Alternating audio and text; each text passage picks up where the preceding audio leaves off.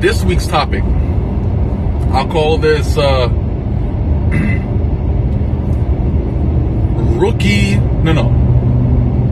amateur trader mistakes, or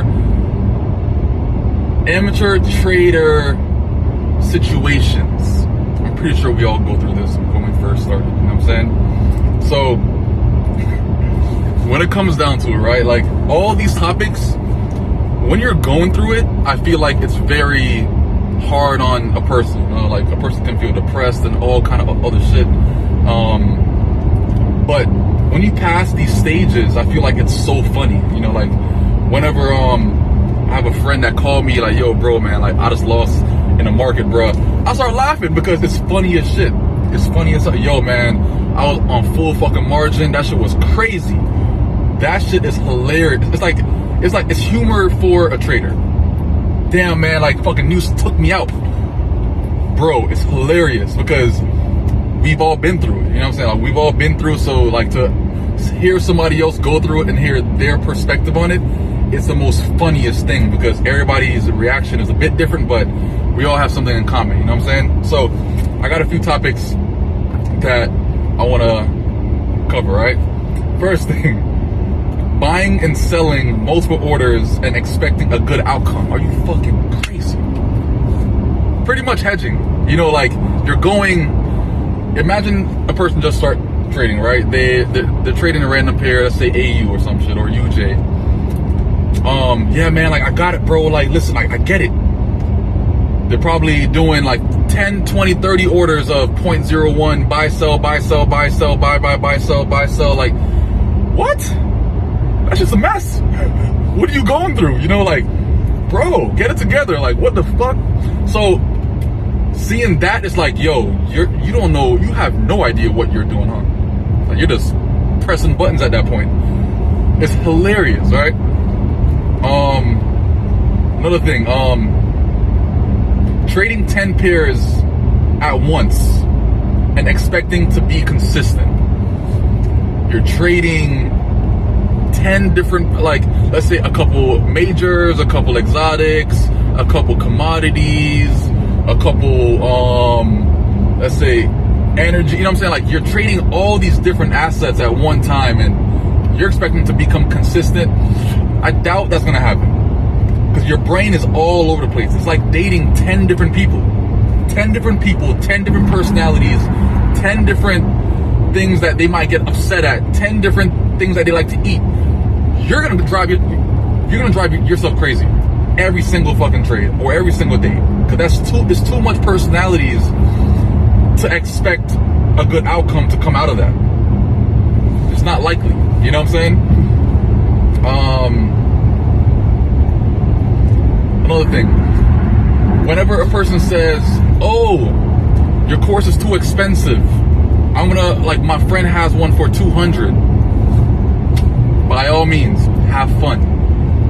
Pretty much, just like prices a lot of times are based on a person's experience, a person's success, a person's, all these things. If you feel like that $200 package is for you, go right ahead, babe. Go right ahead. Have fun. You know, let's see you come back in a couple weeks and tell me how it was. You know, like it happens, you know what I'm saying? Like very, very common, a lot more common than you even think. So people playing the cheap route. The cheap route is, let's say a person starts learning about trading, right? Let's say I have a friend, right, named Johnny. Johnny knows what I do. He knows that I teach people all around the entire world. He knows all these things. Me and Johnny been close for years. Instead of coming to me, Johnny goes to YouTube. He goes to Google. He goes to all these other places except the person that he's known for so long. Why is that? And I'm pretty sure a lot of people can relate to this as well. Why is that? I've known Johnny for so long, but why instead of coming to me knowing that that's my forte, you go to YouTube or Google? And I feel as if it's because they feel like, yo, me and you've been through the same thing. We've gone the same route. There's no way you got this shit and I can't get this shit right here. It's kind of like an ego thing, you know what I'm saying? So I feel like Johnny just doesn't want to admit that, yo, like, I learned from this person. Johnny doesn't want to be the person that says, oh, I learned from Q, because it's ego, you know? But Q could teach you so much but also make sure that you're comfortable knowing that we've known each other for so long, and extra help can definitely be offered as well because we've known each other for so long. But why does Johnny want to go the other route versus just paying a person that he's been known, supporting their business, you know what I'm saying? Supporting what they do, supporting their craft. You know, like, why is it like that? So that's a very, very common thing. Like, this shit's weird. Alright? People start planning to quit their job after their first profit. Oh shit, I just made $100. Yo, listen, like, I'm gonna put in my 2 weeks tomorrow. I don't care what you say. I just found out about trading last week. Today, I just made $100. I'm about to put in my 2 weeks tomorrow. Calm down. All right? Pause. Just for a tad bit. You know, like, just take your time, because trust me, that account that you made the $100 on is probably not going to be there in a couple days, for the main fact that you could have got lucky. Like, do you have a full reason as to why you did what you did and why you made the money that you made, or why you didn't make the money that you made or didn't make? There's no reasoning behind that money that you profited in some kind of way. You know, like, it's kind of like you don't know why, but it went blue, then I made $100. Like, it's no reason behind it, you know? There's no, like, this is a common thing that I always notice also. There's no such thing in the market as too high or too low. That means, oh shit, yo, UJ price has been at its all-time high for 2 days. Yo, it's no way it's gonna keep on going. Why not? Why can't it keep on going? Prices can go higher. If things are going good for that currency and that kind of stuff, prices can keep on going higher. Oh shit, it's been shooting down for 4 days.